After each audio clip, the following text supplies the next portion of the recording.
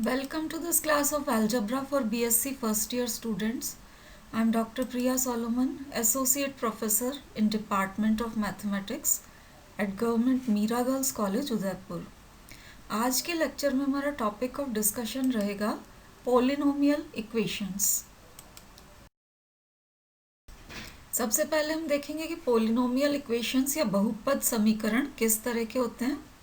तो देखिए, अगर F x is equal to A zero X to the power N plus A one X to the power N minus one plus A two X to the power N minus two and so on plus A N, इस तरह से है। यहाँ पर हम A zero को not equal to zero ले रहे हैं, एन को पॉजिटिव इंटीजर ले रहे हैं, और ये a zero a one and a n यहाँ जो लिए हुए हैं, ये जो कोफिशेंट्स हैं एक्स की वेरियस पावर्स के, ये कांस्टेंट्स हैं। तो ये एफ एक्स जो है ये कहलाता है polynomial of nth degree, n घात का बहुपद। अब अगर एफ एक्स पोलिनोमियल है nth डिग्री का, इसको अगर आप ज़ीरो के बराबर इक्वेट कर देते हैं तो ये हो जाती है आपकी polynomial equation of degree n घात का, ये हो जाएगा बहुपद समीकरण। अब रूट्स ऑफ एन इक्वेशन या इस समीकरण के मूल क्या होंगे ये आप देखिए। अगर आपके पास कोई भी रियल या कॉम्प्लेक्स नंबर अल्फा इस तरह से है such that F alpha is equal to zero, that means ये आपकी इक्वेशन थी। इसमें एक्स की जगह अल्फा रखने से अगर इक्वेशन सेटिस्फाई हो रही है तो अल्फा कहलाएगा root of the equation F x is equal to zero. ये f x is equal to zero समीकरण का मूल कहलाएगा। अब हम देखेंगे इक्वेशंस और उनके रूट से रिलेटेड कुछ फंडामेंटल थ्योरम्स, समीकरण एवं उनके मूलों से संबंधित कुछ मूलभूत प्रमेय।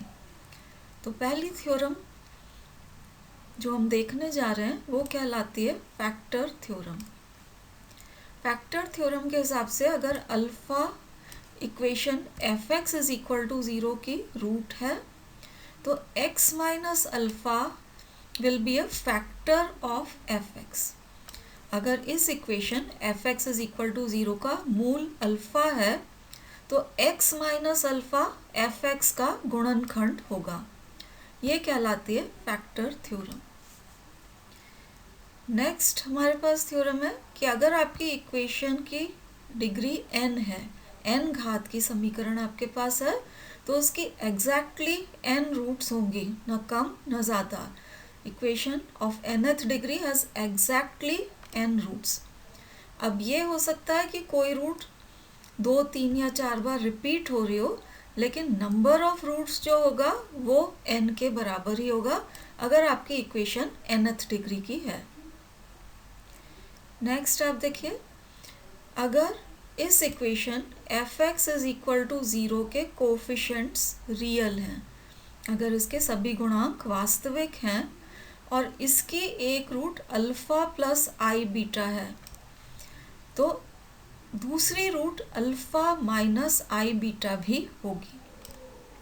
तो अगर एक रूट अल्फ़ा प्लस आई बीटा, दूसरी रूट अल्फ़ा माइनस आई बीटा होना ज़रूरी है। दैट मीन्स ये जो काल्पनिक रूट्स हैं, इमेजिनरी रूट्स, ये दीज अकर इन पेयर्स। काल्पनिक जो मूल हैं वो युग्मों में यहाँ पर मिलेंगे आपको। अगला रिजल्ट भी इसी तरीके से है। अब ये देखिए, अगर coefficients of this equation F x is equal to zero are all rational, F x is equal to zero जो आपका समीकरण है, इसके सभी गुणांक अगर परिमेय हैं और इसकी एक root alpha plus root beta है, तो दूसरी root alpha minus root beta भी डेफिनेटली होगी। तो ये जो इर्रेशनल रूट्स हैं ये भी आपके युग्मों में पाई जाती हैं, दे अकर इन पेयर्स। अगला रिजल्ट देखिए, अगर दो real numbers a and b इस तरह से हैं कि एफ ए आप निकालिए एंड एफ बी निकालिए, ये आपके पास अगर ऑपोजिट साइंस के यानी कि विपरीत चिन्हों के आते हैं, तो equation F x is equal to 0 की एक रूट ए एंड बी के बीच में डेफिनेटली होगी। एफ ए निकालने के लिए इस इक्वेशन में जहाँ जहाँ एक्स आ रहा था उसकी जगह आप ए से रिप्लेस कर दीजिए और वैल्यू निकाल लीजिए, एफ ए आ जाएगा। एफ बी निकालने के लिए इसी तरीके से इस इक्वेशन में एक्स की जगह बी रख दीजिए, आपको एफ बी की वैल्यू मिल जाएगी। अगर F A and F B के चिन्ह विपरीत हैं, they are of opposite signs, मतलब एक पॉजिटिव और दूसरा नेगेटिव है, तो हम कह सकते हैं कि equation F x is equal to 0 की एक रूट, कम से कम एक रूट ए और बी के बीच में डेफिनेटली होगी। तो ये कुछ फंडामेंटल रिजल्ट्स थे इक्वेशंस और उनकी रूट से रिलेटेड। इनको हम आगे के एग्जाम्पल सॉल्व करने में यूज करेंगे। अब हम पॉलिनोमियल इक्वेशन से रिलेटेड कुछ एग्जाम्पल्स देखेंगे। तो पहला एग्जाम्पल देखिए, ये है form an equation of lowest degree with rational coefficients having 1 plus I root 5 and 1 plus root 5 as two of its roots। परिमेय गुणांकों वाला और न्यूनतम घातों वाला ऐसा समीकरण आपको बनाना है जिसके दो मूल हमें दे रखे हैं। पहला मूल 1 plus I root 5 है और दूसरा 1 plus root 5। अब देखिए, पहला मूल x is equal to 1 plus I root 5 है। हमें इर्रेशनल नंबर्स नहीं चाहिए एज कोफिशिएंट्स, क्योंकि इक्वेशन में हमें दे रखा है ऐसी इक्वेशन निकालनी है जिसके कोफिशिएंट्स रैशनल हों। तो ये अभी रूट 5 इर्रेशनल नंबर है। इसको रिमूव करने के लिए हम इस 1 को लेफ्ट हैंड साइड पर ट्रांसफ़र करेंगे और दोनों तरफ होल स्क्वायर कर देंगे। तो आप लेफ्ट हैंड साइड में होल स्क्वायर करें, x minus 1 whole square will give you x square minus 2x plus 1। Right hand side में होल स्क्वायर करेंगे तो आपके पास आएगा -5। सभी चीज़ें लेफ्ट हैंड साइड पे ट्रांसफ़र कर देते हैं तो यू गेट दिस रिलेशन। इसको हम कह देते हैं 1। तो पहली रूट लेने पर हमारे पास ये इक्वेशन आ गई। अब दूसरी रूट हमें दे रखी है 1 plus root 5। तो नेक्स्ट हम लेंगे x is equal to 1 plus root 5। Once again इस रूट 5 को रिमूव करने के लिए हम 1 को लेफ्ट हैंड साइड पर ट्रांसफ़र करेंगे और दोनों तरफ स्क्वायर करेंगे। सिंप्लीफाई करने पे ये आपको सेकंड इक्वेशन मिल जाएगी। इसको हम 2 से रिप्रेजेंट कर रहे हैं। तो अब देखिए, ये ऐसी इक्वेशन है जिसकी root x is equal to 1 plus I root 5 है, और ये जो सेकंड नंबर की इक्वेशन आई है ये ऐसी इक्वेशन है जिसकी रूट 1 प्लस रूट 5 है। हमें इक्वेशन ऐसी चाहिए जिसकी रूट ये भी हो और साथ में ये भी हो। तो रिक्वायर्ड इक्वेशन हमारी इन दोनों को 1 एंड 2 को मल्टीप्लाई करने से हमें मिल जाएगी। तो रिक्वायर्ड इक्वेशन, इन दोनों के प्रोडक्ट को आप 0 के बराबर इक्वेट कर दीजिए, ये आपकी रिक्वायर्ड इक्वेशन हो जाएगी। अब इनको आप खोल के सिंप्लीफाई कर लें तो x square into x square से आपके पास highest degree x to the power 4 आएगी, और बाकी x की वेरियस पावर्स के कोफिशिएंट्स को आप कलेक्ट कर लें तो ये आपकी रिक्वायर्ड इक्वेशन आ जाएगी जिसकी roots 1 plus I root 5 and 1 plus root 5 दोनों हों। नेक्स्ट एग्जाम्पल देखिए, इसमें हमें दे रखा है b and c are real and 2 minus under root of -3 is a root of the equation. Equation दे रखी है x cube plus x square plus b x plus c is equal to 0। तो आप देख सकते हैं कि एक क्यूबिक इक्वेशन है। हमने देखा था कि इक्वेशन अगर nth डिग्री की है तो उसकी एग्जैक्टली n रूट्स होनी चाहिए। तो ये क्यूबिक या थर्ड डिग्री की इक्वेशन है, इसकी टोटल 3 रूट्स होंगी। उसमें से एक रूट यहाँ हमें दे रखी है। यहाँ हमें पूछा गया है कि एक रूट अगर ये है तो what are its other roots, बाकी के रूट्स क्या होंगी, and what is the value of c। तो हमें इसके अन्य मूल ज्ञात करने हैं और c का मान क्या होगा ये ज्ञात करना है। तो अब आप देखिए, एक रूट हमें दे रखी है x is equal to 2 minus under root of -3 था, जिसको हम √3i लिख सकते हैं। अब हम जानते हैं कि इमेजिनरी रूट्स पेयर्स में होती हैं, युग्मों में। तो एक रूट अगर 2 माइनस √3i है तो दूसरी रूट हम सीधे ही लिख सकते हैं, ये 2 प्लस √3i के बराबर होगी। तो 2 रूट्स तो आप डायरेक्टली लिख सकते हैं, तीसरी हमें निकालनी पड़ेगी। अब तीसरी निकालने के लिए हम इस पॉइंट से स्टार्ट करेंगे। यहाँ आप 2 को लेफ्ट हैंड साइड पर ट्रांसफ़र करिए और दोनों तरफ स्क्वायर कर दीजिए। स्क्वायर करने के बाद आप सारी टर्म्स को एक तरफ लेंगे तो ये आपकी इक्वेशन इस तरह से रह जाएगी, x² minus 4x plus 7 equal to 0। जैसा हमने पिछले एग्जाम्पल में देखा था, ये ऐसी इक्वेशन है आपके पास जिसकी 2 रूट्स आपके पास होंगी, पहली 2 माइनस √3i और दूसरी 2 प्लस √3i।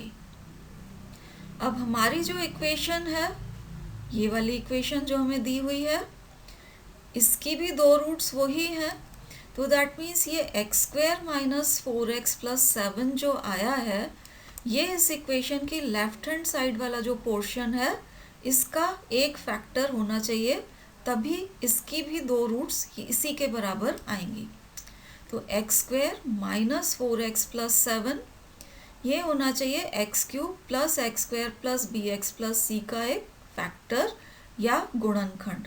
अब ये अगर फैक्टर है तो x³ plus x² plus bx plus c में आप x² माइनस 4x प्लस 7 का भाग लगाएं तो पूरा भाग चला जाना चाहिए और रिमाइंडर अपने पास 0 आ जाना चाहिए। तो अब हम इस पोर्शन को, ये जो इक्वेशन का लेफ्ट हैंड साइड था x³ plus x² plus bx plus c, इसको डिवाइड कर रहे हैं x² माइनस 4x प्लस 7 से। तो अब आप देखिए ये डिवीजन किया हुआ है, यूजुअल तरीके से आप डिवीजन कर लीजिए। डिवीजन करने के बाद आपको कोशेंट मिल रहा है x प्लस 5 और रिमाइंडर मिल रहा है ये b minus 7 plus 20x plus c minus 35। अब अगर ये फैक्टर है या गुणनखंड है तो पूरा भाग जाके रिमाइंडर की वैल्यू 0 होनी चाहिए और साथ में आपके पास x² माइनस 4x प्लस 7 को अगर x प्लस 5 से मल्टीप्लाई करें तो x³ plus x² plus bx plus c, यही वैल्यू आपके पास आ जानी चाहिए क्योंकि रिमाइंडर इज इक्वल टू 0। तो इसकी बेसिस पे हम अगली रूट निकालेंगे। तो अभी जैसा आपको बताया था, रिमाइंडर 0 के बराबर होना चाहिए। तो ये जो रिमाइंडर की वैल्यू आई थी, इसको हम 0 के बराबर इक्वेट कर देते हैं। अब ये अगर 0 के बराबर है तो x का कोफिशिएंट भी 0 होना चाहिए और ये कांस्टेंट टर्म भी 0 होनी चाहिए। तो x के कोफिशिएंट को आप 0 के बराबर इक्वेट करेंगे तो b की वैल्यू -13 आ जाएगी और इस कांस्टेंट टर्म को 0 के बराबर इक्वेट करेंगे तो c की वैल्यू 35 आ जाएगी।